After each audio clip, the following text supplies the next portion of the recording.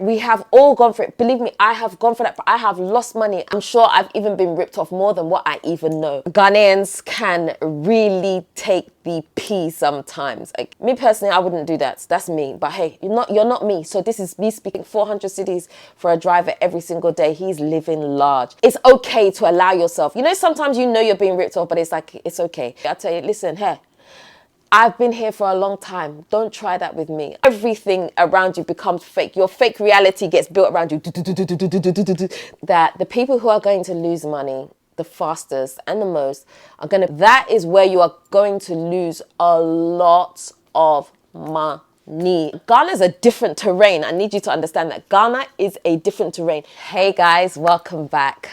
All right, today's video, okay, so today's video, I want to talk about how you lose money in Ghana, okay? Now, when you come to Ghana, I always tell people, right? It's not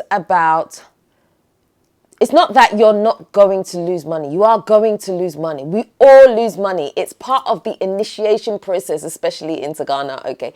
You are going to lose money. It's just a case of how much you're going to lose and how quickly you can control that loss, okay? I know that sounds really scary, like, oh my gosh, well then I'm not coming to Ghana anymore if I'm going to lose money.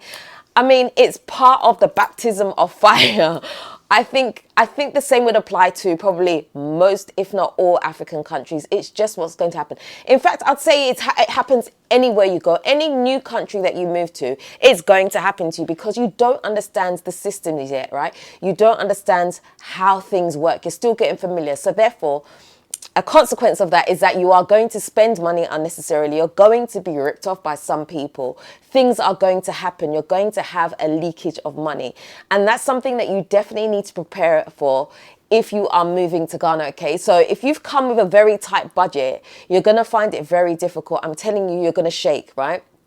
You need to have some space in your budget when you're moving to Ghana to be able to account for some of those losses, especially the first few months that you're there, okay? In your first few months, that's when you're going to have the biggest losses because you just don't understand how things work yet. And that's fine. That's pretty normal. We've all had it. We have all gone for it. Believe me, I have gone for that. I have lost money and I'm like, you people did good. Oh, I've really lost. Like, you spend money on certain things and then afterwards someone will just come along and just casually say, oh yeah, that one, you know, you don't pay for that, or oh yeah, you only paid this amount of cities and meanwhile you have paid something like extravagant because it seemed normal to you because you're working with the currency exchange rate, right? And so you think, oh well, it's not that bad until someone comes to tell you the real price and you're like, what the hell? And then you realize you're ripped off. And you know, I always say to myself, I'm sure I've even been ripped off more than what I even know. It probably just hasn't even come to light yet that I've been ripped off in this area. And that's also going to happen. You're going to be ripped off and not even know that you've been ripped off. You're just going to be oblivious. And I know some of you prefer to be oblivious to the fact. You don't want to know that you've been ripped off. But it does happen. It's definitely part of the initiation process. Moving to Ghana or moving anywhere is going to happen to you, okay? So that's something that you should be aware of when you're calculating your finances for moving to Ghana. One of the first things that's going to happen when you arrive in Ghana, right? And we all know that this is, there's always a little bit of inflation, but trust me, Ghana can't, like, Ghanaians can really take the pee sometimes, okay? I remember I had this couple come and stay in my Airbnb. So they came from the airport and they picked up like a taxi from the airport to come to my house, right? And the ride was, like, I know from the airport to my house, like, if you take an Uber, like, even if it's, like, some way, like, 50 cities, like, it shouldn't be, like, if you pay 70 cities, you've been ripped off, but it's okay. It's not the end of the world. These guys paid, like, I think it was, like, going on 300 cities or something like that. I'm like, when they told me, I was like, for what? And the thing is, when they arrived, they were like, oh, the guy, he's a really nice driver. He's such a lovely man. He helps us with our bags. He did that and the other. So we've decided to book him to help us during our stay. So he'll be coming to pick us up and chauffeur us around. And then I was like, in my head, I was like, shall I tell these people that they've been ripped off? And not the only reason, but one of the main reasons he's being nice to you is so he can get further jobs. And so I was like, I was really battling internally to say, "Ooh," like he's like really ripped you off. And I struggled. But in the end, I did tell them, I was like, you know, that was a little bit, it's a little bit on the steep side, you know. You have to kind of break these things to people gently. So I was like, oh, yeah, it's a little bit expensive, you know. And then I think they had thought about it and then decided not to use the man. And then the man, I think I've told this story in camera before. Then the next day, the man came back to me and was like, why are you spoiling my business for me? I'm like, hey, listen. I said, look, I've been on the receiving end of it. I'm not going to allow people to just be like cheated like that. If you're giving them a fair price, then hey, that's fine. But, you know, I can't just turn a blind eye to the fact that you are overcharging them because I feel like it's not fair. Now, this is really funny because someone in the comment section, I wish I could find the comment. Okay, on one of my previous videos, someone came into the comment section and said that I should shut up and mind my own business. If I find that comment, I'll put it on the screen, right? So I should mind my own business, that the diaspora can afford it because they're coming with and using the exchange rate. So therefore, why is it my business to speak on such issues about being ripped off? Because essentially the diaspora can afford it. And where I do understand where that sentiment is kind of coming from. It's not the end of the world. You're talking about, you know, people who are living hand to mouth and struggling to survive. And so you come for exchange rate, you know, cheaper cost of living. Like, why shouldn't you pay a bit more, especially if you can afford it? While I do understand the sentiment, I don't agree with it because it's unfair, okay? And it doesn't mean that because someone's come from abroad that they can just afford to just throw away money like that. I know when I arrived in Ghana, I couldn't afford to throw away money like that. It was like every city mattered to me, you know? And so I have that mindset for people when they arrive. So when I hear about, you know, these drivers that are so nice and they're willing to take you round, and so, you know, they'll negotiate on your behalf and they do all that stuff. I know what that comes with. Like, I know the real deal, but it's so difficult sometimes to explain to people without seeming so negative that they are taking advantage of you. And they know that they're overcharging you. They know that if they are your appointed driver, they're going to get so many perks from you. You know, you're probably going to buy them food if they've been out all day with you. You know, you're going to give them so many perks, right? And that's not necessarily wrong. Please hear my heart. That's not necessarily wrong. And I'm not saying, oh, don't buy people food when they drive you. Like, yeah, if you can, yeah, you should, right? Like, if you want them to eat the same thing as you, hey, that's up to you. That's an internal battle, you know, like, okay, so let me just drop this one thing. I know I'm going off focus a little bit, but just allow me to, and I'll come back, right? So sometimes when people have drivers and it's been a long day, if they go to like these fancy restaurants, they'll order something in that same restaurant for the driver. Me personally, I wouldn't do that. That's me. But hey, you're not me. So this is me speaking for me. I'm not saying you should do it. Me personally, if that's the case, I'll give you some money, go down the road, go get yourself something to eat. I'm not buying you food from the same place that I'm eating from, that expensive place. But that's just me. That's just because of, I guess that's how the system has built me. That's how I have been raised, if I can say it like that. Okay, so it's a difficult one. Anyway, make of it what you will. I don't know. I mean, if you're going to come for me, you're going to come for me. I'm just saying the real for what it is. That's personally what I would do. I know people that do that, but not everyone does that. Some people, you want to give people the same privileges. And hey, if you want to do that, that's cool. I'm not here to stop you. I'm just telling you like how it would be for me. Okay, so yeah, so, you know, people are going to be nice to you, especially if they feel that they're going to get something extra for you. So little things like that, you start to lose money, you don't realize it. So you're using, for example, you're using this person and say they're charging you like 400 cedis a day. You still buy the petrol and they're charging you 400 cedis every day. That's a lot of money for someone who's a driver. I know people who have paid that. They're like, oh, it's 400 cedis a day calculating. It's less than $50. Yeah, it's fine. Okay, continue calculating like that, because when the reality sets in that you are actually living in Ghana and you're not on holiday, right? You'll start to think very, very differently. So people that come on holiday spend money in that way. It doesn't matter to them because they're going back soon. They just want peace of mind, convenience, and all of that good stuff. So fine, spend like that if you want to spend like that. But if you're moving to Ghana, you shouldn't be spending like that. You shouldn't have a driver who's 400 cedis a day and you are still the one putting petrol inside the car. Two? Oh, no, it could never be me. No. Like, for me, that is too much. That's way too much. If you want to do it as a blessing for someone, then hey, that's up to you. Again, I will say, That's your lookout. But for me personally, I think 400 cities for a driver every single day. He's living large. And that is being paid more than probably most bank managers. I mean, that should tell you what that kind of money, the impact that kind of money can do. Right? It's a lot of money. So aside from little things like that, you are going to be scams along the way. You're going to have people approach and be like, oh yeah, I can help you with this. And they're going to charge you an up price on certain things, right? Because you don't know your way around. And sometimes, I will say sometimes, it's okay to allow yourself, sometimes you're being ripped off, but it's like, it's okay, because the convenience that you get from it as well kind of balances it for you a little bit. And that's fine. It's not necessarily a bad thing, okay? Like for me, there's certain things that I'm like, okay, I know that I'm overpaying for this. Like, I know I'm being ripped off, but you know what?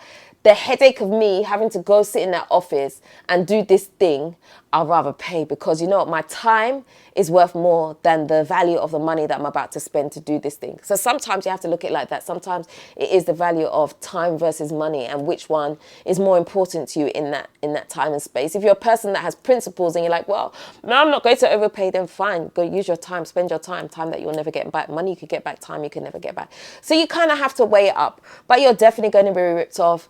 You're going to be scammed by people who see that you're fresh. One of the biggest things for me when I'm in Ghana, the biggest things for me, if I meet you for the first time and you want to price me for a job, I don't care what it is. If you're a delivery person and you're coming to my gate to tell me that, oh, this is the delivery fee, I'll tell you, listen, hey, I've been here for a long time. Don't try that with me. Don't look at my accent. I'll tell them for straight, don't look at my accent. I'm not paying that. I am not paying that. I live here. Go and save that for somebody else. I'll tell them straight up, because I'm not doing that. So for me, if I was you, don't let people know that you just landed. Because if they know that you just landed, that's when everything around you becomes fake. Your fake reality gets built around you. The fake reality, because, and I call it a fake reality because most of the time, people know that you're going to wake up and you're going to start to realize that they're cheating you. But while you're still living the dream, and while you're still happy and you're still in awe of this new place that you've moved to, they're going to take what they can take from you. And that's just going to happen, right? So the quicker you can burst that reality for people, the better it's going to be for you, because then you get to have control over the amount of money that you're losing. Because trust me, you will be leaking money. You are going to lose money. I guarantee you, mark it on the wall. Again, I've said it, right? You are going to lose money. It's just how much money you are going to lose and how quickly you can stop yourself from that money leaking. You have to do it as quickly as possible. And one of the quickest way to do that is to burst people's reality. You have to give them, you almost have to hustle them back and be like, yeah, you know what you're doing. Do you know what I'm saying? You have to be a little bit street smart about things. You have to negotiate. Okay, this is not a time for you to be like, oh, be shy and be all of that. No, negotiate. Negotiate. Yes, you want to bless people. If you want to give somebody money from your pocket, go for it. Do all of that. I'm not stopping you. But I'm saying, the sooner that you bring people into the reality of you understand what this is, the better it's going to be for you. One of the biggest things you will lose money in is building, construction. Because I know a lot of us, when we move to Ghana, we want to build our house, we want to buy land. That is where you are going to lose a lot of money. It's going to happen. First of all, there's this ridiculous rule that, when a builder makes a mistake, right, you have to pay for it. It doesn't come out of that person's pocket. It comes out of your pocket. So if they make a mistake, you're going to have to pay for it to be redone. Where in the West does that thing exist? How is that happening? You made the mistake, you fix it out of your pocket. That's honestly, construction is where you're going to lose the most of your money, from workers, things being done wrong, things getting broken, you being overcharged. All of that stuff is going to happen. That is where your biggest leakage is. So if you've just moved to Ghana and you're already building a house, make sure that you understand very, very quickly how things work, right? And how things should be done. Get yourself some building knowledge in there too, because trust me, people cut corners. You're going to have to learn to micromanage a lot of things. If you don't micromanage when you come to Ghana, you're going to lose money again. Your savings is going to be in micromanaging, unfortunately, and that requires you using your time. You know, time is a currency in Ghana. It really is. From people running late to delays in things. You think, you know, okay, well, I'm going to rent this this apartment while my house is being built. They've told me it will take me 10 months. Meanwhile, 2 years later, you're still inside this apartment. They're still building your house. And it's an unexpected cost that you never thought was going to happen, but delays because people just move so slow. Things move so slow. Processes move so slow. People are not doing what they're supposed to be doing. While you have popped out to the shop, they've decided to use that time to nap instead of continuing the work that you were supervising earlier and things like that. So you have to be very, very sharp. And I know some of you are going to be like, well, you know, I'm from the hood. And so, you know, I'm street smart. I'm this and that. They're like, Ghana is a different terrain. I need you to understand that Ghana is a different terrain. And no matter how street smart we think we are in the West, in Ghana, it's a different type of street smart that you have to have about you. And I think when you find out the first time that you've been ripped off, where you didn't realize you've been ripped off, it hurts. Like, it hurts. And it's embarrassing too. It's like, damn, like I paid for that, like what? It does, but it happens to all of us. It is the initiation process. And as much as I know you don't want to hear what I'm saying, it is part of an initiation process that you have to go through when you move to Ghana. As someone says, I used to joke with someone and we were like, that's your gate fee. Your gate fee for coming into Ghana is that you're going to be ripped off in certain ways. So, you know, we all have to pay our gate fee. Another way you're going to lose money is through emotional spending. Now, when I say emotional spending, I mean that when you move to Ghana, right, you're moving to a completely different place and, you know, you kind of want to have some things around you that remind you of home to just bring you comfort. I get it. I've done it, right? So then you start spending on things that are not necessary, right? You start spending on all these things that you can get from the West that will bring you comfort. You start paying for convenience because you're like, I just don't have the headspace for this right now. Let me just pay this person, let them go and do it and come back and do it. And you start emotionally spending just to make yourself feel better. But what you don't realize is that you're actually spending money that you don't need to spend, right? You're spending in places that, first of all, you can get it cheaper somewhere else. But not only that, it doesn't actually make sense. Once you've been in Ghana for a while, you realize that, these things that I did do not make sense. I remember when we first moved to Ghana and I wanted like some type of fizzy drink because that, you know, in the West, we used to drink a fizzy drink. I hardly ever drank water in the UK. Like, it's always some type of mixed drink. If I'm going to let it be Ribena or whatever, you know, you pour the cordial, you add the water. That's how you don't drink just water. Like, it's very rare that you just drink water, you know. So I remember we went to the shop and I bought this bottle of Coke and bought it from Maxmart. And I was still kind of understanding the currency. And then when we got back and I looked at the receipt and I was like, I paid £5 for a bottle of Coke. I think was it £5, even more than £5 for a bottle of Coke? This thing that cost £1 in the UK. So even if it's £2 here, but I paid £5. I was like, oh no, but I was like, the drink is sweet though. Like, I was like, I just couldn't be bothered. And so in my shopping at that time, I was shopping with a mindset of, I need these creature comforts. I need this packet of crisps. I need these things to just make me feel good, which there's not necessarily something wrong with that if you can afford it. Me, I couldn't afford it, but I was still doing it. So I was leaking money and it didn't need to happen, you know. And so it's things like that. So you're going to pay for certain comforts. You're going to allow certain things to happen just because you're doing it from an emotional stance rather than a rational one. So I would say that the people who are going to lose money the fastest and the most are going to be people who trust too quickly. You can't trust people as fast as that. Even when someone's being particularly nice to you, you still have to take your time with them. And that goes not just for Ghanaians, it goes for other people within the diaspora too, because we have scammers in the diaspora too that come and move to Ghana. Also, we have to remember that. They're also going to scam you. So you have to go very, very slow when it comes to friendships.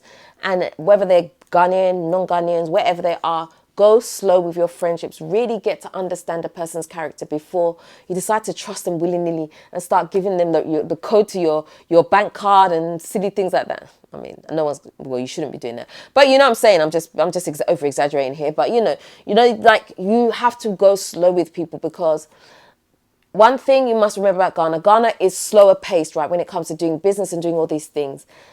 And it goes slow because people have patience. They have a lot more patience than many of us that move back. So they have time to wait for you. So someone can wait for you and they can wait for you for 2 years before they decide to do what they're going to do, whatever that is. Do you see what I'm saying?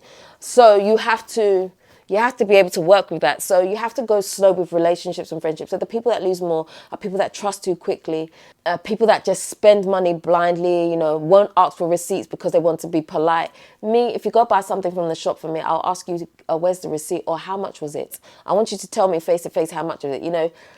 Us Brits, I can't say for American people, but us Brits, you know, we have this politeness thing that we've grown up with. And so where we don't want to offend, you know, we don't really do offense. So because of that, we're always, you know, we expect people to be honest about certain things to a degree. And so, you know, someone goes to buy something else for us, we don't really want to ask how much of the price. We're hoping that people will offer the information up front for us, you know, but it doesn't always work like that. And so...